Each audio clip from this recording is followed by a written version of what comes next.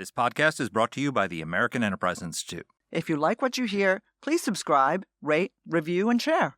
Thanks for listening. Here's our show. What in the hell's going on? What the hell is going on? What the hell is going on? I don't know what the hell he's talking about. You don't have to know what the hell is on it. What the hell's the matter with these guys? We don't know what's going on. What the hell's going on? Who in God's name knows what it's all about?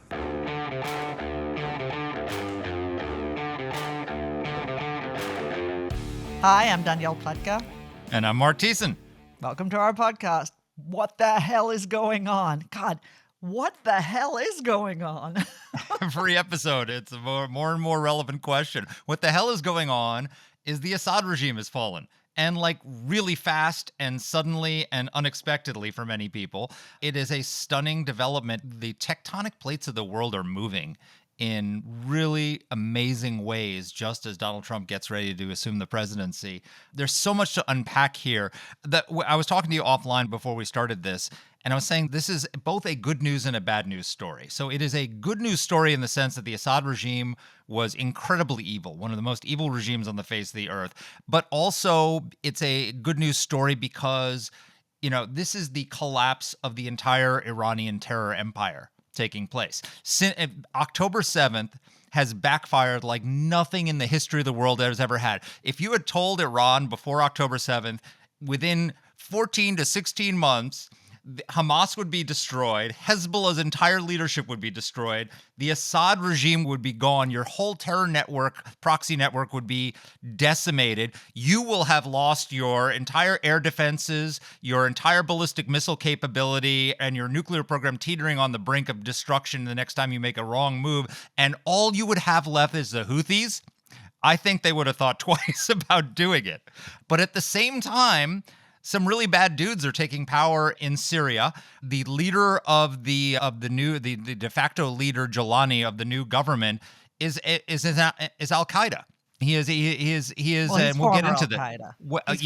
Former Al Qaeda. Yeah, former Al Qaeda. We'll get into that. This is a guy who was radicalized by the 9/11 attacks to just fight America. Went to Iraq, joined ISIS, what was then Al Qaeda in Iraq, and was a close ally of Abu Bakr al-Baghdadi, and then went to Syria to start this revolution on his behalf, and then they had a falling out, and we can get into all that. But I guess what I'm saying is this is great on some levels and really worrisome on other levels. So let's talk about the good first. I think that's really fair. And it's funny, Mark, because you said literally what I said in the Substack. I wrote, and how did this all happen? Incredibly much of the answer goes back to October 7th. Yep. Right? They murdered 1,200 plus people on that day, and my guess is that there are many in Iran's so-called axis of resistance who would like to turn back the clock. And I think that's exactly right. So, look, I agree. And I think it's important to recognize how great it is when people get rid of their own terrible tyrants. And you know, people don't recognize what a bad actor Assad was. Assad and his father, who took over in 1970, murdered hundreds of thousands of Syrians, chemical weapons, torture chambers, the whole nine yards. And, you know, Mark, one thing to underscore to people is how does a group like ISIS, how does a group like Al Qaeda end up in Syria and end up being chosen in some ways by the Syrian people? Because when the Syrian people compared the Assad regime, Hezbollah, the Russians, and Iran against what Al Qaeda and ISIS were doing, incredibly, they chose the latter. Now, you know, I think they would have liked to have had better choices, but it's not like anyone else was there defending them, because we were being told by the Obama administration, oh no, we can't do anything because, you know, they have such serious weapons. And of course, we all know exactly what garbage that is now. I wrote a piece in September 9, 2013, great after piece. spending time talking with you and with Fred Kagan, our dear friend, about the situation in Syria, when Barack Obama was threatening to launch military strikes against the Assad regime for its use of chemical weapons after they crossed his red line, which he didn't. And it was, don't just bomb Assad, bomb Al Qaeda too. And I was basically saying, like, if you destabilize Assad and you don't take out the Al-Qaeda forces as well in the country, then they'll come to power. And guess what? A decade later, I was right. So, Mark, let me finish up with the good news Yeah. part before we start talking about the depressing part. So, the other piece of really important good news is to understand Syria is Iran's only serious Arab ally. It is the root. Was. Well, was. I mean, they occupy Iraq. They are exploiting Iraq, but you cannot call Iraq an ally of Iran in the same way. We are talking about a place in Syria which basically was treated as, the 51st state, like Canada. Syria is Iran's Canada. Not quite. It is the main route through which they arm Hezbollah. It is the main route in which they train terrorists like Hezbollah, like Hamas. It is the main instrument of their power over Lebanon, right, through Hezbollah. All of that is lost. Iran spent billions of dollars that it didn't have in supporting not just the Alawite regime in Syria, but Bashar al-Assad. And they've lost all of that. And that, even more than the departure of Assad, is a cause for celebration because their axis of resistance is more like a resistance hub now. Hey, the one country we've forgotten to mention so far, which is also for whom this is a massive, massive defeat, is Russia. Yes, So actually. Russia came in. And when Assad was on the ropes a few years back, and came in to save him, and they deployed lots and lots of troops over there. They had Wagner fighters in Syria, which we ended up getting into a firefight with, and during the Trump administration, and killed hundreds of them. And they were propping up the Assad regime, and so Assad's defeat is a massive defeat for Putin as well. Absolutely. Abso-bloody-lutely. And by the way, had he not been engaged in his illegal exercise in Ukraine, he could have been continuing his illegal exercise in Syria. And so even more punishment for Putin for biting off more than he could chew. Did he actually have to weaken his positions in Syria, pull back troops in order to Oh, go yeah. to Ukraine? Absolutely. Have they For been sure. pulling back capabilities? Yes, they yeah. have. Yeah, big time, big time. Yeah. Their commitment there was to the point where they were recommending to Assad that he make a deal with the Turks, with some of these groups, in order to preserve his office, because the implied message was, we're not going to be able to help you. So this is a huge, huge opportunity for the incoming Trump administration. President Trump has tweeted out that all the American hostages better be freed by the time he is inaugurated, or else there's going to be hell to pay. And he's pushing down now on an Iranian regime that is absolutely reeling, right? They are reeling economically. They are reeling militarily. They've lost all their proxies. They are in bad, bad shape. Trump has so much leverage right now going in. How should he use it? So I agree with you entirely. First of all, he needs to reimpose all of the sanctions that the Biden administration lifted. Okay, Yep. He has already said he's going to do that. Second of all, he needs to take the gloves off in terms of what we're telling the Israelis not to do. If someone else wants to go and kill your enemies, as Benjamin Netanyahu has been doing serially for the last few months, go for it, dude. I think that he should think very seriously about whether now is the time to encourage the Israelis to do what is necessary to end the Iranian nuclear program. There is not going to be another moment in time when the Iranians are this weak. It's time. They're teeter-tottering like Humpty Dumpty on the edge of the wall. Time to take a boot and shove them. Could this be the 1991 of the Middle East here? Or is it so? This feels like, it feels like the dominoes are falling the way they were in Eastern Europe, where you had one bad actor after another collapsing, and then at some point Moscow fell too. Is it possible that we could see the end of the Iranian regime, the Iranian people rise up and take on their regime at this point? I mean, It is certainly possible. I don't think the Iranian leadership has lost the support of its military, although there was a very interesting little leak in the New York Times this weekend with an internal IRGC, Islamic Revolutionary Guard Corps, memo saying basically Iran's doing absolutely nothing to Syria, for Syria, for Assad. I find the whole thing unbelievable. So there are more risks that the people don't overthrow the regime, but that the IRGC overthrows the regime. I don't know what that will mean, but that will also be bad. But I think, Mark, you made this analogy previously, before we started out, when we were talking about the preparedness of Eastern Europe for the collapse of the Soviet Union.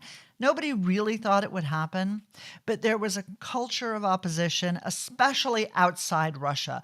The Poles, the Czechs, and others had these really great historic figures who were standing athwart history.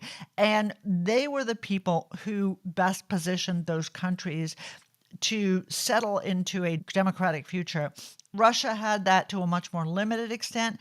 In the Middle East, partly because we don't give a damn, partly because nobody gives a damn, the people who are best prepared to exploit these situations often tend to be Islamists. That's what we saw in Egypt when Mubarak, a tyrant who deserved to be overthrown, was overthrown.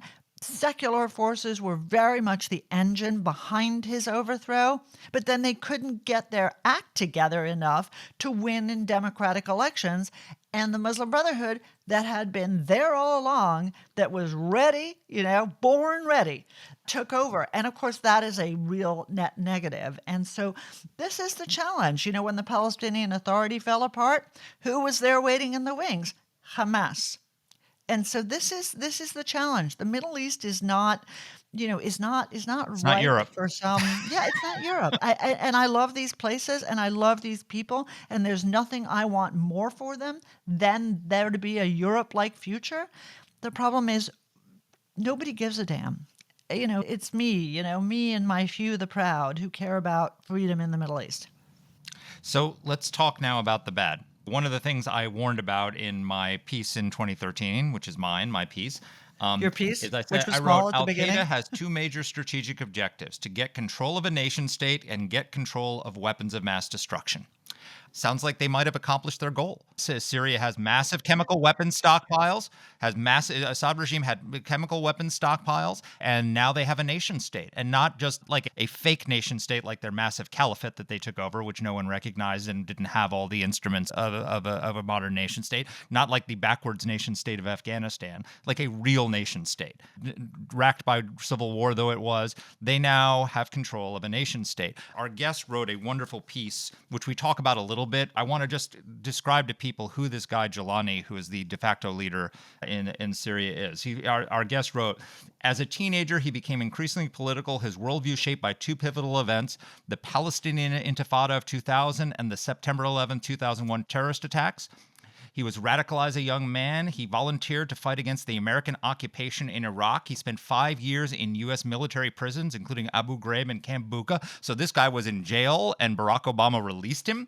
He formed an alliance with Abu Bakr al-Baghdadi, the leader of ISIS, who Donald Trump killed like a dog. If I remember, he died like a dog. By the time he was released in 2011, he had become Abu Muhammad al-Jalani, a battle-hardened operative with a vision. He drafted a comprehensive proposal for the Islamic State's, expanding the Islamic State's influence into Syria. His early strategy and then they broke. So he went into Syria to be the front runner for ISIS in Syria, and then broke with them. And it was a tactical break, not necessarily an ideological break. There was a big disagreement between Al-Qaeda Central and ISIS. If you remember this, early in the Iraq War, where Zawahiri, bin Laden's right-hand man, wrote a letter to Abu Musab al-Zarqawi, who was the leader of al-Qaeda in Iraq, telling him, stop killing people all the time because you're making them hate us. You need to win hearts and minds. You need to stop slaughtering, especially the Shia in Iraq. And Zarqawi said, basically, F you. I'm going to do it my way. And so this was the same break that the Jolani had with Baghdadi, which was he went in to Syria and actually won over a lot of support because he didn't come in and slaughter people and drown them and hang them from lampposts and all the rest of it. He took a more hearts and minds approach, but he is a radical jihadist in the mold of Osama bin Laden and Zawahiri, and he is now the leader of Syria. That's a bad thing, isn't it, Danny? Well, so let's back up for a second. I don't know Jolani. I don't know him under his old name or under his nom de guerre. I know what his background is and what his history is. I also know that there are an enormous number of other forces, including U.S. troops, inside Syria. There are our allies, the Kurds, who have been keeping ISIS down very, very importantly, and who are currently fighting with the Turkish military up on the northern border with Turkey, because Turkey, of course, backs the more radical and does not want to see the Kurds prosper in any way. There's the Syrian Democratic Forces, which are obviously backed by the U.S., and there are a whole wide variety of other groups. So I say that. Then I want to add in the fact that we have had almost 2 weeks to watch what Jolani has done from the time that they broke out, took Aleppo, and suddenly moved on. And unlike ISIS or Al-Qaeda, among the things they've been doing is letting people out of prison, reassuring religious leaders, making sure no churches are damaged, no other houses of worship are damaged. The same was true in Homs, the same was true in Hama, and it has been I don't want to say it's less true in Damascus, but Damascus is a different situation. There's been a lot of looting and a lot of anti-Assad behavior because, of course, that was the stronghold of the regime, not of the Alawites, but of the regime itself. Now, I want to say that. Then I want to add in another couple points. There are people, son of Hamas, a grandson of Ayatollah Khomeini, a bunch of other people who have been molded in the Islamic crucible, began as Islamists, and abandoned it. Now, I think the question is, the right perspective is the Mark Thiessen perspective, which is, my mind is open. Okay, I'm not going to kill you tomorrow. I'm not going to come in. I'm not going to say people should kill you. But I'm watching you because I don't trust you because of where you've come from. If you can prove that you have had a change of heart, and by the way, not just to us, of course, but to the Syrian people who do not want to live under an ISIS or Al-Qaeda regime, then okay. So far, he's done that extremely shrewdly. And I'll just say, it's been a very shrewd, calm strategy. He has reached out to the Russians. He has reached out to the Iranians. He reached out to the Russians and said, you're in trouble. They reached back and said, please don't hurt our guys. He said, if you stand down from supporting Assad, I'm not going to touch your guys. He reached out to the Iranians. They said, you let our people out and we will not support Assad. And he said, I'm letting your people out. And they did. We haven't seen them misbehaving so far on the Israeli border. Now, again, I like the way you say it in the conversation. Mistrust and verify. So I am so happy to see Assad gone. I want this to work. I hope that he is who he says he is. Are there jihadis among those groups? You bet your bottom dollar. There are murderers and terrorists and people who make Baghdadi look like a nice guy. So we are going to have to watch very closely. Last point for you is, as we interview each other about our previous work, 75 U.S. airstrikes on Syria yesterday. Apparently, a party in the skies, as we talked about with Hassan, by the Israelis. What are they hitting? Chemical weapons facilities. They're hitting biological, because Syria has a very serious biological weapons program. They're hitting some of the nuclear stuff that Iran has stored in Syria where they're doing work. IRGC facilities. They've crossed the border for the first time since the 73 war. They're in the buffer zone. The Israelis are. They are taking out all of the known depots because I think they, and to give it some tiny amount of credit, the Biden administration, whoever is running the Biden administration, they are taking out the stuff that they do not want to fall into jihadi hands. And that's important. And that at least lessens slightly the risk. So anyway, Yeah, that's it the does. story on the ground. So here's just an initial thought to that. I hope everything you say is right. I hope that he turns out to be, A reformer. We hope. So Nelson Mandela was a ardent communist backed by the Soviet Union, came into power and rose to the moment, didn't turn the country into a communist hellhole, like actually didn't exact He waited for his revenge, successors to do that. yeah, exactly. But I mean, he can be a Middle Eastern Mandela who rises above his roots and becomes a leader for the moment. I have deep doubts. Me What too. I'm hearing you describe is a moderate Nazi. There are no moderate Nazis. You're either a Nazi or you're not a Nazi. And he was a Nazi because the Al-Qaeda is the Nazi movement of the Middle East. And so I don't trust moderate Nazis until they prove to me that they've given I up think that's right, Nazism. Mark. I think you're right. I think you have to be. It has to be And so proven. we should. I'm glad that we're bombing all the. We're launching these strikes. Let's launch more. Let's take all this out while we can, while we have the opportunity, and let's play a hard line with this guy. Let's push him into doing the right thing. Bring on an actual Syrian, shall we, to talk about what's going on the ground? Okay, fine. So we were really lucky that our friend Hassan, who is actually in Doha at the moment at the Doha Forum, was around and able to talk to us because obviously this is in his heart and in his education. He's the founder and editor-in-chief of New Lines magazine, which is part of the New Lines Institute. He's the founder of the Institute's Human Security Unit.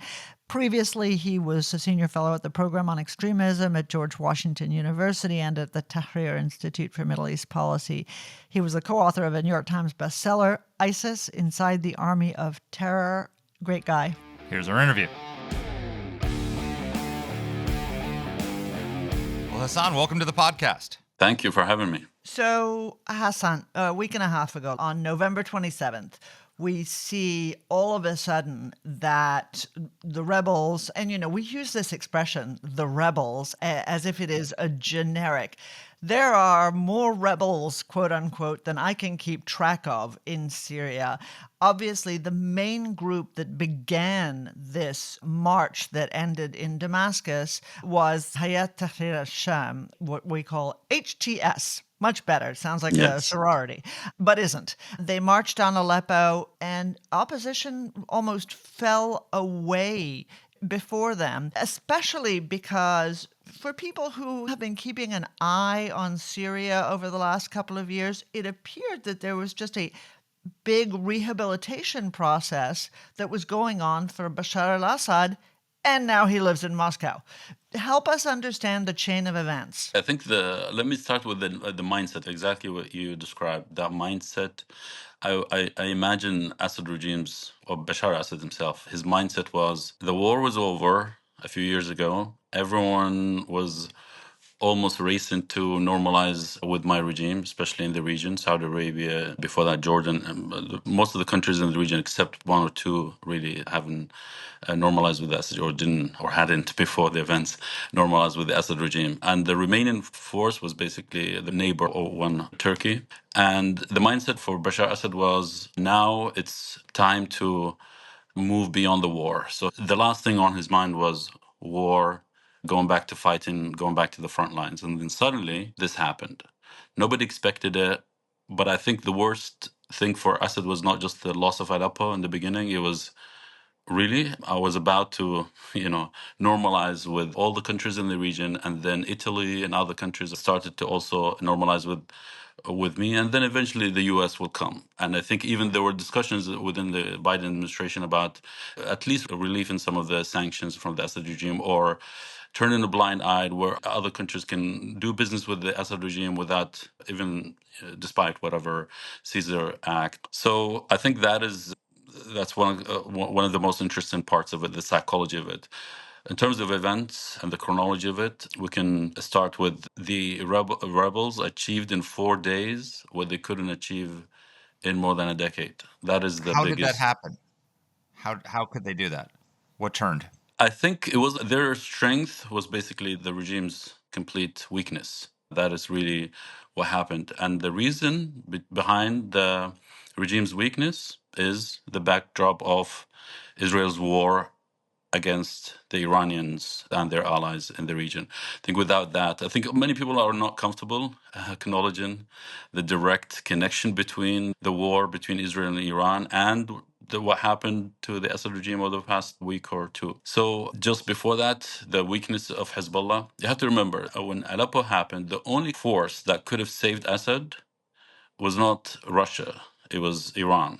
Because Russia tried to save Bashar Assad and did in 2015, but it took them more than a year of strikes and really kind of heavy deployment. It was said to be the largest campaign by Russia outside its borders since the Cold War, and it took them more than a year to really capture the small part, let's say half of Aleppo that was under the rebel control. Iran, on the other hand, had the militias that would have fought on the front lines against the rebels in Aleppo and elsewhere.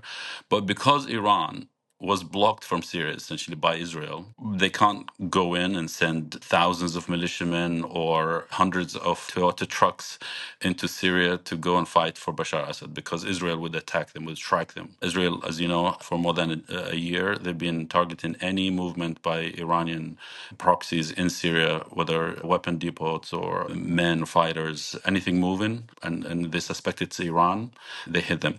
Iran was basically saying, I want to go, but there's a firewall. I can't go inside Syria. Hezbollah, the same thing. Hezbollah has been depleted and drained over the past year as well. And Russia, obviously, they are entangled in the Ukrainian war, so they can't really redeploy again. So nobody was willing to fight when it comes to the Assad regime. On fighters and allies, Iran cannot. I think Iran was the most willing to go fight if they had the chance to, but they didn't. They didn't have that. So how decisive were Israel recently struck Iran proper after Iran had struck Israel. How decisive were those strikes in deterring Iran from getting involved? And not just deterring, but also taking out a lot of their capabilities that they would have used. If they had gone in, as you say, I mean, could Israel not have just taken out their troops coming into Syria, but also done something more to them? Were they worried? Were they capable of even coming to Assad's aid at this point, even if they could get troops into the country? I think they could have slowed down, after Aleppo, at least the rebels wouldn't be able to go to Hama and Homs, and then you could defend Damascus. So you lose Aleppo, it's not the end of the world. So Iran would have slowed down the rebels. But like I said, because Iran is not there out of the picture, they couldn't do it. And Iran, as you know, anyone has been paying attention without sort of ideological lens in which they see the events in the region, Iran has shown that they cannot push back when a country like the US or Israel is willing to attack them. And this should have been the sign in 2020 when President Trump killed Qasem Soleimani in January 2020. A lot of people, as you remember, in DC and elsewhere, they were saying this is the beginning of a regional war. Iran is going to hit back. This is it. And we were saying, against all trolling online, no, Iran is not going to do this. Iran is not going to chase you unless you're running away. That's the kind of the bottom line. And Iran did something symbolic. The U.S. allowed it to do it, which is the hit inside Iraq. But it was a painful strike, the worst strike against Iran in a long, long time. As you know, the Obama administration was against such an option. They say if you hit Iran, kill someone like Qasem Soleimani, the conclusion is a war. So that formula was always kind of the mindset of them. And I think that strike, the killing of Qasem Soleimani, disrupted that. And you can see a connection, direct connection between that and what Israel has been doing over the past year, hitting individuals that people thought unthinkable to target people like Hassan Nasrallah, for example, the head of the former head of Hezbollah in Lebanon. And that chain of events is very connected to what's happening in Syria today, what happened recently. I want to talk about the future. I want to talk about Israel. I want to talk about Turkey. I have 9,000 questions for you. But let's just talk for a second about what we're referring to as the rebels. Actually, so Hayat Tahrir al-Sham, which used to be known as Al-Qaeda, used to be affiliated with Al-Qaeda, used to be called the Nusra Front, at a certain point broke with Al-Qaeda. And I want to, if you could explore the depths of that break. But then I want to understand also, they're not the guys who arrived in Damascus first. The guys who arrived in Damascus first were the ones coming from the south who are closer to us, who have actually worked with the Israelis at times. Give us, as Mark likes to say, the idiot's guide, give us a sense of who the dramatis personae are. Who are the actors on the stage among the rebels, and how serious are the ones that we believe are close to ISIS or are ISIS or were Al-Qaeda? Help us understand. So these groups kind of represent the consortium, maybe an evolved consortium of rebel forces that rose up against the Assad regime in 2011. 2011, you see, as part of the wider Middle Eastern trend wave of popular uprisings against dictatorships in the region, toppled several dictators. With Syria, it took the wave of Arab uprisings took a turn, a violent turn, and you can credit Assad regime for killing that spirit of the Arab Spring. The rebels, with time, they went through fractures and evolutions. One of them is Hayat Tahrir al-Sham. Hayat Tahrir al-Sham started in 2011, 2012, but they really arrived very early in the scene from Iraq. So these were jihadists who used to operate in Iraq, and the story is that half a dozen of them were deployed and dispatched into Syria by Abu Bakr al-Baghdadi. We know him from ISIS. He deployed a few of his lieutenants into Syria right after the Syrian uprising started, because he foresaw that there would be an opportunity, vacuum, and so on and so forth that we can kind of exploit. And those a few started to connect with sleeper cells, jihadists in different parts of Syria. The story is basically, in short, the group kind of grew very quickly thanks to a strategy that its leader, who's now the de facto leader of Syria, described as focus on three targets: high value in different parts of the country, moving very quickly to project the image or a sense that they operate everywhere. So they target security forces, the military, and government officials. These are the most feared symbols of the Assad regime in Syria. And they started to grow, establish presence. Their biggest presence was actually in my hometown, along the Iraqi-Syrian borders. And their strategy has always been, actually, yes, they are part of Al-Qaeda and later, ISIS first and Al-Qaeda later, but they have always tried to win hearts and minds. I wrote early on, before even experts start watching Syria, about their strategy of winning hearts and mind, entrenching themselves embedding themselves within communities, but also entrenching themselves in the landscape.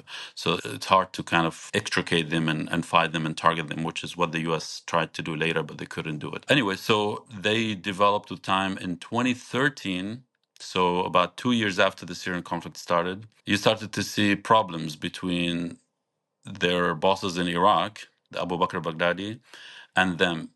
And the divergence is very important. The divergence was all over strategy. The Syrians, Abu Muhammad al-Jilani, who's the current de facto leader of Syria, said, I don't accept the ways of ISIS. They were very violent, very explicit, you rub your tactics in the faces of people. So we're not going to impose Sharia. We're not going to do what you're trying to do. And I want to do my own thing. And this is the best way to kind of really get people to like you first. And then, you kind of rule them later. And that's when Abu Bakr Baghdadi said, no, that's it. I'm going to announce that the two groups belong to each other. And I remember before that, it was a secret organization. And that's when they split and they start to fight. That was when ISIS and Jabhat al-Nusra at the time started fight. And within a year after the fighting, ISIS in Iraq took over the second largest city in Iraq, Mosul, and that's when a whole new chapter started, where ISIS became a global threat and Jabhat al-Nusra very small. But Jabhat al-Nusra still insisted on their way. They said, even though ISIS is so big and so global now, remember the momentum at the time, they still said, no, we're not going to, kind of go down the road and try to moderate. 2 years later, they would do the same with Al Qaeda, because when they start to have that problem with ISIS, they had to go and belong to another jihad organization, which is Al Qaeda. So they pledged allegiance to Al Qaeda, and they survived because of that, essentially. And then after that, they said to Al Qaeda, also, we don't accept your ways, and they start fighting with Al Qaeda. And this group, HTS, I think anybody who's watched the Syrian conflict would disagree or dispute this fact that they have single handedly eradicated Al Qaeda presence in Syria. I'm talking about Al Qaeda loyalist, people who, pledged allegiance to Zawahiri and Osama bin Laden before. They were the ones who fought them, not the moderate rebels and others. They were the ones who really kind of made them so weak. So anyway, they had this long-term strategy that eventually led them to the huge, massive victories in the past 2 weeks or week and a half. Okay, but there are other players. There are other players on the ground. So there are the Kurdish forces that we work with in the north, around Manbij, who the Turks are trying to kill. Then there are the Syrian Democratic Forces. Then there are a couple of others. What's the relationship of these groups to each other, especially the ones that are supported by and work with the Americans and some with the Israelis? Second part of that question, there still is ISIS in Syria. So where are they? What were we hitting yesterday? So ISIS still exists, but like existed before this takeover in regime-held areas. This is the areas of Palmyra, parts of Homs. It's really kind of a no-man land. It's in the Syrian desert, but it's underpopulated areas. So ISIS existed there. In the north, you have the Kurds. These are the forces that inherited ISIS. With the defeat of ISIS, you start to see the areas that ISIS used to control now under the control of the US-backed Kurdish forces called the Syrian Democratic Forces, SDF, in the northeast. And in the south, these moderate FSA, Free Syrian Army forces that used to be backed by the US and was suspected indirect, I don't know how, this is disputed, their relationship to Israel, directly or indirectly. Those reconciled with Russia and the regime. So they were really kind of somewhere between opposition and regime. They were reconciled rebels. And these are the people who arrived in Damascus, you're right. But funnily enough, though Damascus, unlike Aleppo, saw looting and chaos, the areas that HTS controlled have been very orderly. There's, no reports, for example, of chaos and looting in Aleppo or Hama or Homs. But looting has been happening in Damascus, the capital. A lot of people say it's because Damascus really nobody governed them before, whereas in Aleppo and elsewhere you had the rebels. To me, my theory is HTS and other forces aligned with it. Some of them are Turkish-backed, like the Syrian National Army. Those are kind of close allies of HTS. They fought with it in Aleppo. Those forces had anywhere between 5 to 10 years of governing in the north, and they were governed under heavy airstrikes and shelling by both Russia and the Assad regime. So they have experience. That's why I'm a bit less pessimistic about what's going to happen, because unlike in Iraq and Libya, the Syrian rebels are not starting from stage one. They're starting from advanced stages where they have governing experience of sort. They fought each other. They've seen the cost of infighting. So they passed those kind of hurdles or setbacks or milestones, whatever, in civil wars that kind of became familiar in the Middle East. But the people in the South, they were not as experienced. So that's my theory why we've seen a contrast between Aleppo and Damascus in terms of discipline of the rebels. So I want to go back to what you were saying earlier about Jilani and sort of the break with ISIS. So it seems to me, and correct me if I'm wrong, but that this was less of an ideological break and more of a tactical break, because you say that, one of the things that distinguished ISIS from Al-Qaeda, main Al-Qaeda, because ISIS was, of course, Al-Qaeda in Iraq as it started, was that ISIS would come in and impose strict Sharia law. They would massacre people, take daughters away from the local tribesmen and marry them off to ISIS fighters, put people in cages, burn them alive, all that, et cetera, et cetera. But that was a difference that ISIS had with Al-Qaeda Central. Zawahiri famously wrote a letter to Abu Musab al-Zarqawi saying, stop doing this. You're alienating the local population. We need them. So this seems to be a similar difference between Jilani and Abu Bakr al-Baghdadi and what Al-Qaeda Central had. But Al-Qaeda Central were the people who attacked us on 9/11. the Jilani, Exactly. as you've written, I think you went to university with him, that you wrote, that he got into this because of the 9/11 attacks. He was radicalized by the attacks of 9/11 and went to Iraq to fight the Americans. We've got a guy now who's in charge of Syria who was inspired to join the jihad by the attacks of 9/11, went to Iraq to fight America, then was deployed by Abu Bakr al-Baghdadi to go extend the jihad into Syria, and had a tactical difference with him over how to conduct themselves. But he's a radical, Islamic radical who hates America, isn't he? Yeah, so that's there's a spectrum of bad guys, right? So you have ISIS, and that's good framing Like the because you good have to understand. mafia versus the bad mafia. There is no good mafia. Exactly. To a certain degree, I think the problem here is you have to attach it to he is, you're not judging him as a one, like as a context. Like there's the Syria is ruled by those people. Are you going to deal with them as just bad guys and kind of just throw the whole country with them in the same way we do with Afghanistan? So I'm thinking about it from a pragmatic point of view, from a policy point of view, from an American kind of policy point of view. How do you deal with groups like the Taliban? So if you want to describe HTS, it's both similar and different from the Taliban.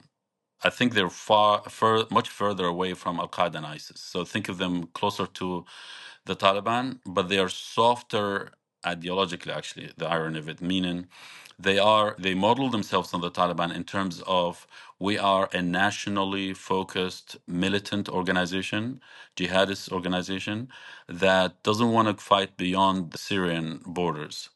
And we make sure that anyone who wants to fight beyond our national borders, we crack down on them. There are many examples of doing this, but they're still a jihadist organization, meaning they believe that jihad as a method rather than political peaceful participation in power is the way to achieve what you want to achieve. So I think of them closer to the Taliban, but with the caveat they are softer. They're not as anti-women, for example, as the Taliban. So I'm talking relativism here. I guess the problem I have is going back. I'm sorry, but I'm scarred by all my experience in working in the Bush administration during the war on terror. So I have this understanding of what their objectives were that they seem to have achieved. What did the Islamic radicals want? They wanted two things. They wanted to get control of chemical weapons, and they wanted to get control of a state, a modern state. So in Afghanistan, they were never recognized. That Syria is a very different thing from Afghanistan. This is a modern state, centrally located in the Middle East, and they seem to have achieved both of their objectives, which were our objectives to prevent them from doing. The rise of ISIS was concerning because they were trying to create a state. And so we had to take away their caliphate. And we succeeded in doing that. But now another faction of these Islamic radicals has taken over an existing internationally recognized state that is armed with chemical weapons. This seems to be problematic because it seems like they have achieved the objective that began with the 9/11 attacks of a jihadi organization taking control of a state armed with chemical weapons. So it's fascinating. I mean, I personally, on a personal level, as a kind of someone who was born and raised in Syria, I grapple with this question. Obviously, these people, they're not open-minded. They're not like open or liberal, progressive, whatever. They are radical Islamists, and they have a goal, and they're driven by ideology. But at the same time, you sort of have to think of a solution like this Syria, because you have to understand they are the outcome of the Syrian conflict. And a lot of jihadism after 9/11, they are the outcome of the counterterrorism war and terror against them as well.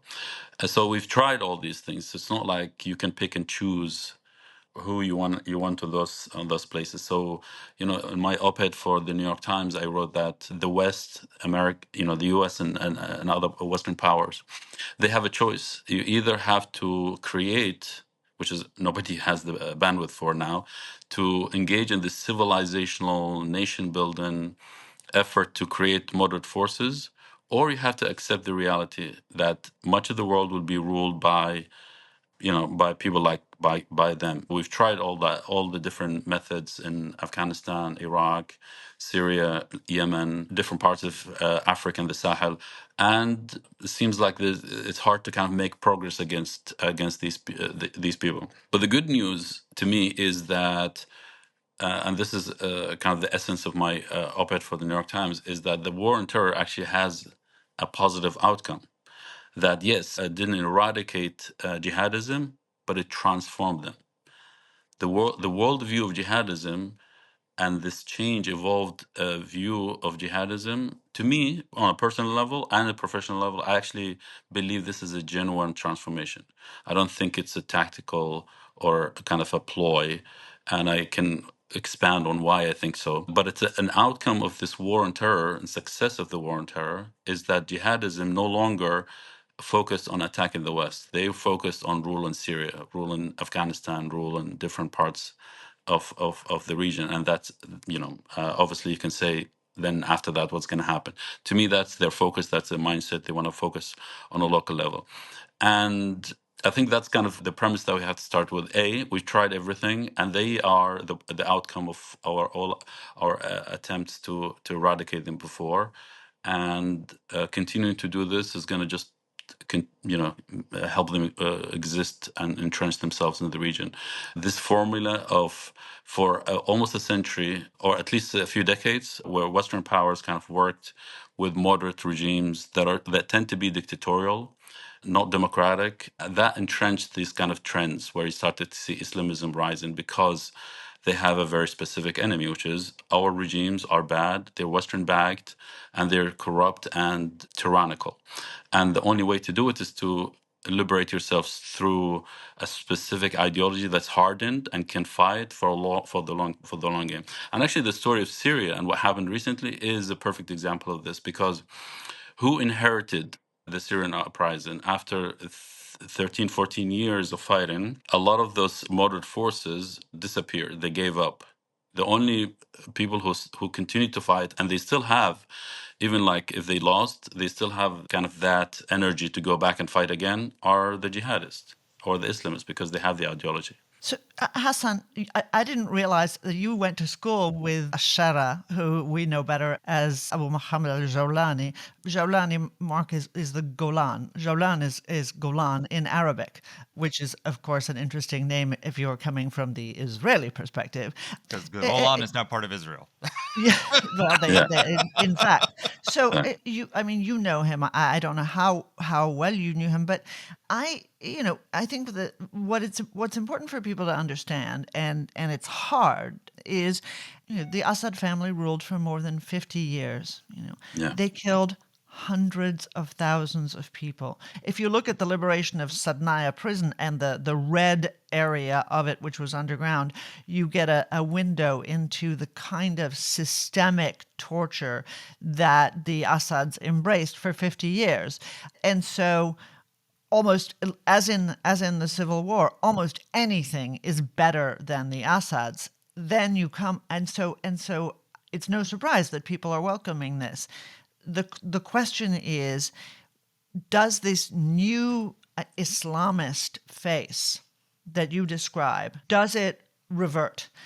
We have allies that are Islamists, right? The Saudis are Islamists. Exactly. The Kuwaitis are Islamists. The Qataris, are shopping mall Islamists, let's call them. The Egyptians as well. A lot of them use religion to advance The their Turks. ideology. Yeah. Right. The Turks, our NATO ally, are certainly Islamists and It's a support. word that encompasses a lot. Yeah, it And- does. And I think that's the which question. means it's sort of devoid of meaning. How deep exactly? How much do you believe in this transformation, and do you believe that it's tactical Or do you believe that it's real? I think it's mainly real. And the reason I'm saying this is because I've been thinking about this for many years. I've been, like I said, they ruled in my hometown. I didn't know Ahmed al-Shara, but I knew the second in command, the person number two in this organization who actually co-founded this group in Syria. So they were six, and he was one of them. And that person, I interviewed him as a journalist for many years, and he was actually killed 6 months ago. So he didn't really see the result of his efforts kind of to build this organization. And just to give you an example, so that person who's now killed, Abu Maria al-Qahtani, he was an Iraqi from Mosul. He shared some similar kind of transformation in 2000 with the Intifada. And he was, because of the coverage, the footage, he was affected by the footage and he became radicalized. So he joined an Iraqi, Saddam Hussein, ironically, faction that was supposed to go and liberate Palestine. And when the war in Iraq started, he joined the war and started fighting. And he comes from a kind of a notable tribe in Iraq. He has, before he was killed, he'd been talking to me about, for example, he's very critical of Al Qaeda and ISIS and other jihadism. And they say, and he would say these things. Now, he could be just saying these things, but there was one interview, just like a lot of signs, but like this was one sign. There was an interview with his sheikh in Iraq. So his former mentor in Iraq was interviewed on Iraqi TV, and he was very critical of him on Iraqi TV. And he was saying that part of what he was saying. Now, remember, he was critical of this person that I was interviewing. But at the same time, he was saying this guy always had these problems and quarrels with jihadists, other jihadists, because he didn't agree. He was fighting because he was part of kind of this militant kind of resistance against the U.S. occupation of Iraq. But at the same time, he didn't like the jihadists and jihadist ideology. So there's a continuity. It wasn't something that he started in Syria because it was a useful ploy or a useful tactic. No, and that's one person, Ahmed al-Shara, the new kind of de facto ruler of Syria now. He also shares kind of some of that kind of transformation. It's a long story, but to me, I believe that this is mainly a genuine transformation, and it was actually more convenient for them in 2013-14 to stay with ISIS, and yet they took that decision to say, you know what, we're going to defect from ISIS and become more focused on Syria. So, just a quick follow up, because this is all over the internet and I can't figure out who it is. It is not Abu Muhammad. This video of people entering the Umayyad Mosque, and this guy who looks like your classic central casting ISIS, gone, beard, head covering, says, "As we entered this Umayyad Mosque in Damascus, so we shall enter the Aqsa Mosque. Our people in Gaza, just be patient." Where are these guys on this? So yeah, so there was one of the founders, one of the 6-7 founders. He tweeted about it and he said, "I expect these people to be arrested soon by HTS because it's out of sync with the messaging they've been sending." Obviously, like remember, this is a very tough line to kind of walk and dance to do in Syria. You rule over jihadists, and then they tell them, "We want to make peace with Russia, or kind of have good relations with the Shia and the Alawites and the Druze and the Christians." This is not easy to do. So you have to kind of really make sure that your rank and file, who haven't maybe evolved, will cause issues, and that's the a part of the one of the tricky things that we have to kind of wait and see what will happen with them. But remember, a lot of Muslims and Arabs in the region, including the most secular, a lot of them are Christians and others, would say the same thing. The people are not paying attention. They think this is all jihadist and Islamist talk. No, actually, back in the day, if you go back to kind of some of including the assassination of Sadat in Egypt, a lot of people focus on, a bunch of Islamists in Egypt issued a fatwa against him to kill him. But guess who was issuing fatwas against him? They were Christians, Christian pan-Arabists, who were saying we need to kill him. So you have to always remember that this whole binary of like, Islamist are the only enemies of Israel or of the West. You have to kind of go beyond this. There a lot of Islamists are more moderate in that sense politically than Christians and Alawites and Iranians. You have to kind of, I think, a more nuanced conversation would basically lead you to say the region is more complicated. It's not about choosing this person or that person. Like I said, Egyptian leader who came to power saying, I'm going to eradicate the Muslim Brotherhood and Islamists, he's now speaking more like an Islamist than his predecessor. I'm open to your argument, but I'm sort of my view would be distrust and verify. Exactly. No, I'm with you. I want to believe you. But I really, really, really deeply have doubts about the genuineness of their transformation. I think they understand that Israel is on the march. They've destroyed Hamas. They've destroyed Hezbollah. They've taken down Iran. This would not be a good time to choose a fight with Israel in the West. They've just taken over a country. They want to consolidate their power. They want to seem moderate, but the long-term goal is the destruction of the West and the establishment of a pan-Arab caliphate. Going from Spain to all the Muslim lands, going back all the way to Spain. That's the Taliban's objective. That's all the Islamic radicals' objective. And it's just a question of when they can achieve it and how they can. Yeah. The Taliban, are focused now on Afghanistan because they weren't focused on Afghanistan with Al Qaeda, and look what happened to them. So I just don't buy that they have any change of heart. And the question I'd have for you is what's happening with the chemical weapons? But just to go back to this, I actually agree with you, and that's exactly what I was saying. That it's not they sat there and there's a change of heart. There's a change of mind, and that's more important. What I said is basically because jihadists saw the power of the U.S. and how much damage they can do to them. They said, why do we have to go and fight the West? We need to forget about this and focus locally. This is not mutually exclusive. They look at Israel So and we're say, strong enough to go after the West. yeah. I mean, good luck with that. I mean, if the West is weakened and the jihadists are strong, then that's a different story in the future, jihadists or otherwise. But for now, they look at Israel and say, look, Israel destroyed Iran and its proxies. It's stupid, and this is what they actually say on social media. One of their founders is just not practical and stupid to kind of go and target Israel or to pretend to do that. And the best way to do is to kind of find a formula where Israel kind of knows they have nothing to fear from those people. I was talking to Syrians, and one of the things kind of we sort of agree on is, and this was before the downfall of Bashar Assad. We were saying HTS Jolani at the time, it's more likely he would make peace with Israel than Assad, or faster than Assad would, just because he seems like very pragmatic. He moved very rapidly from being involved in apostasy, kind of calling other people apostates and others, to saying to the Druze. And if you know anything about Islamism, you would think that what he was saying is kind of heretical in their midst. And he's saying this not in English; he's saying in Arabic. He would go to the Druze and says, "You're one of us." And they go to the Christians and say, you can rule in Aleppo, or that, what I mean, things like that. So to me, you have to kind of think about it like now, rather than. That's why I'm saying I believe their method. This is their method. This is what they're focused on. They're not gonna. They know they're not. Basically, they're rational. They know that they can't go and plan attacks against the U.S. or Israel at this moment.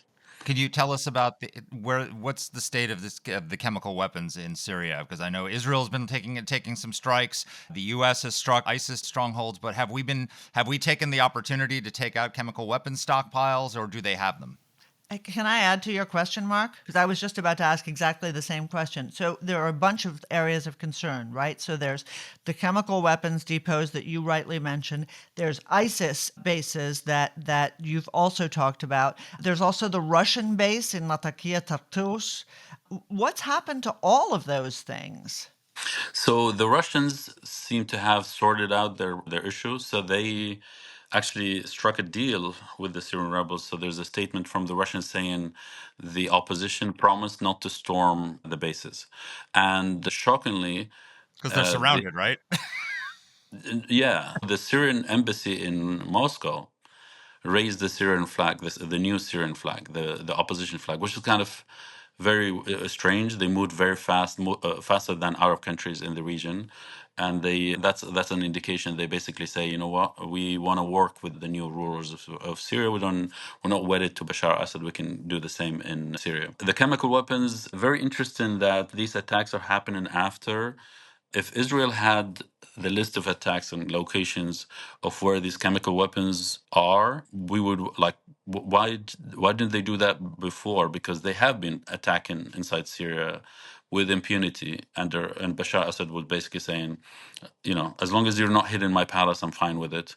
You know, so there's a question there as to why maybe there's a theory that maybe the U.S. provided them with intelligence that maybe they were held before. Could be something else. But the ISIS attacks are also very interesting. At the time, it is ISIS thrives in chaos. So when the Assad regime collapsed, ISIS found an opportunity to rise, and it was wise, I think, from the Americans to strike, because they cannot allow ISIS to kind of come back against bad news for everybody, including Syrians. So, Hassan, the U.S. conducted, and Mark, this was to me staggering. The U.S. conducted 75 airstrikes in Syria yesterday. 75.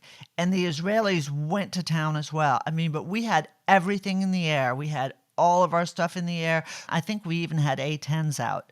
That's how much air domination we had, and the Israelis were in the air. So I actually think the theory that we were coordinating with the Israelis is very persuasive. Let me ask Well, they one had to last be if they're yeah, both in the air together. But yeah, also exactly. bear in mind that the where ISIS operated, it was a Russian sphere of influence. Right, of So the course. Americans had a chance for the first time to say, you know what, we're gonna hit those things that we didn't have the chance to hit before. Damn that Biden administration. Unbelievable, their fear of doing anything. But let me ask you my exit question. So, Al Hol. Okay, this is the camp where there are about 10,000 very hardened, very serious, not rethinking their devotion to jihad Islamists, mostly of the ISIS variety. That is under the control of the Kurds and the SDF. What's going to happen with that, especially given that Turkey is now trying to destabilize that part of Syria? So there are several camps in northeastern Syria. One hosts families of ISIS, so there are children, women. You know, a lot of them are still ISIS loyalists. It's a kind of a mixture. And there are other prisons, like I said, have ISIS members, fighters, convicts, people who joined ISIS and still with ISIS. That is one of the biggest worries about what's going to happen now, because Syria used to have like these three zones: opposition regime and the Kurds, and now the Assad regime's areas and the opposition areas are one. So now Syria, most of Syria, is under the opposition control, and then you have the Kurdish enclave. The question is, Trump is coming to office very soon. Is he going to leave? And if he leaves, it seems like from what I hear, there's consensus among kind of different factions within the Trump team that Turkey should have a bigger role, or we can allow Turkey to do more in Syria. It's not our business. We can leave.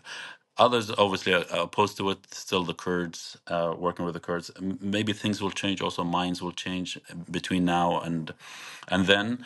But it's one of the if there's a scenario where Syria goes back to a civil war again, it's going to be because of that Turkish Kurdish conflict in the northeast. Exit question for me. Is there any worry about, since the differences were largely tactical, of a rapprochement between ISIS and HTS, since they or is that just not on the table? Is this a defeat for ISIS? Yeah, it's defeat for ISIS. This is a theory been going on for years. Whenever these two organizations face pressure, they diverge more. ISIS becomes more radical, and this organization becomes more moderate. Well, all I can say is yesterday for me was a day of celebration, and I'm sure that's the way you felt. I know it's not going to be easy in the days ahead, and we may look back and say, wow, we were bad judges of character, and this is now worse. But it would take a very serious effort to be worse than the Assad regime. And I think that people, need to remember that it's not just about Islamists. This is about Iran. Most importantly, from the perspective of the United States, our greatest enemy right now is, thank goodness, not Al-Qaeda, not ISIS, because those guys have not been defeated, but they are certainly smaller than the country that runs the Houthis, Hezbollah, Hamas, Palestinian Islamic Jihad, the Hashd al-Shaabi in Iraq, and every terrorist group that has been destabilizing the region. It is a great day when you see the back of Assad and you see the Iranians cowering in their corner. Exactly. I have faith in Syrians, though. I think they are builders, and I think they're going to go back and build their country. One man left, Assad left, and you start to see now the footage from Syria is tens of thousands of people are going back to Syria from Turkey, Lebanon, elsewhere. A lot of every Syrian I meet, talk to, they say they want to go back. So this is good news. Well, Yep. I'm a skeptic, but inshallah, as they say. Exactly. Well, trust, as Reagan said, trust but verify. Except Exactly. it's distrust but verify. Yes, well, That's and the modern. that's That's the 21st century corollary. to- corollary. Yep. Hassan, thank you so much for taking time, and good luck. Good luck to your family that's still there. We're so grateful. It's a pleasure talking with you. Such a delight. Thank you very much. So, Danny, I wish I could be as confident as Hassan is. I hope he's right that the jihadis have learned a lesson from the American response in the war on terror. I'm not confident, but I'm willing to wait and see. I think we need to have a policy to pressure them into doing that and making clear that. But I will tell you one thing, and Hassan actually alluded to this, and I think we should spell it out a little bit more. This spiral that's happening didn't really just start with October 7th. It started with the killing of Qasem Soleimani. That was a tipping point, a historic tipping point in the Middle East. When we made that decision to take him out, and the Iranians were stuck not being able to retaliate because of the threat the Trump administration gave to the destruction of their regime, essentially, if they killed another American.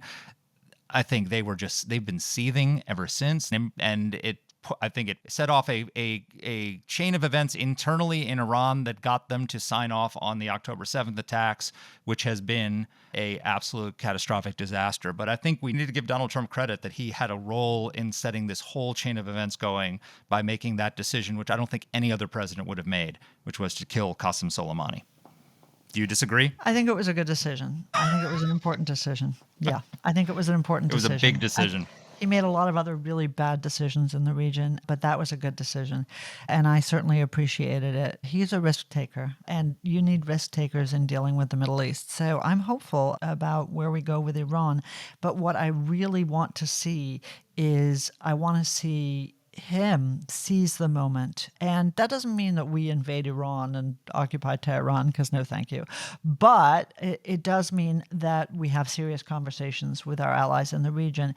A couple things that you and I didn't focus on that Hassan said are exactly right.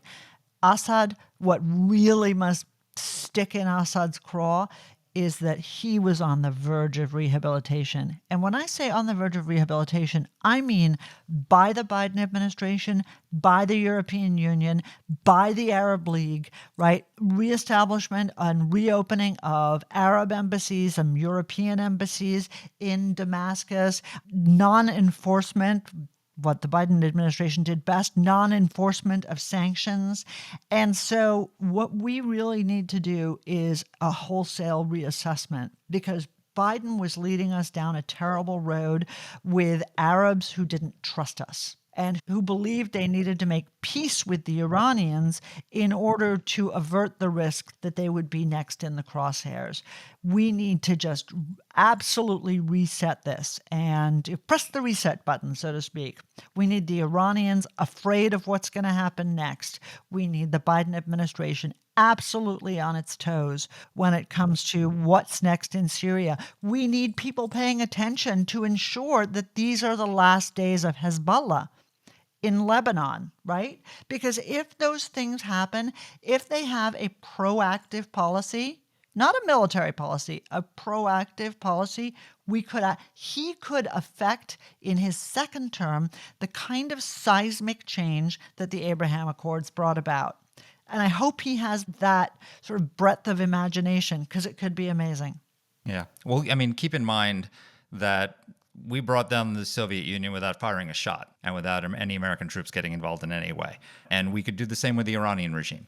Inshallah, as you said. Yes. And the way to do it is reimpose the sanctions on the regime, fully back the Israelis in finishing the job and taking out Hamas and Hezbollah, and just put the squeeze on these people and let the Iranian people take it in their own hands. The Soviet Union fell without a shot being fired, and it transformed Europe up until the Russian invasion of Ukraine, where they're trying to reassert the empire. But for a quarter century, we've had Europe almost whole, free, and at peace. And can you imagine a Middle East whole, free, and at peace?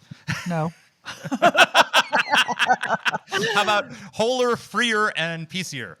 Yes, I would like wholer, freer, and peacier. I really would. Is look, peacier a word? I don't think so. I don't think so. But if we do the right thing, you're exactly right. We have opportunities right now, and we need to exploit them intelligently. There are a bunch of good people going into the Trump administration.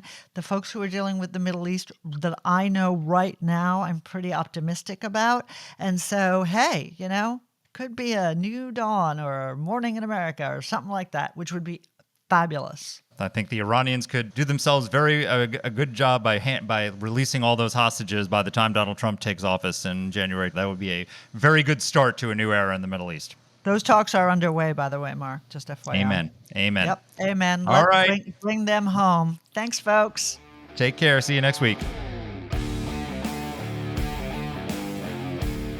Let us know what topics you'd like us to cover. You can get in touch with the show by emailing us at whatthehell@aei.org. Or you can reach us on Twitter. I'm at @dpletka. And I'm at Mark Thiessen. That's Mark with a C. Please rate and review the podcast. If you like the show, please subscribe, share it, comment on Apple Podcasts, or wherever you're listening to this. Thanks for listening.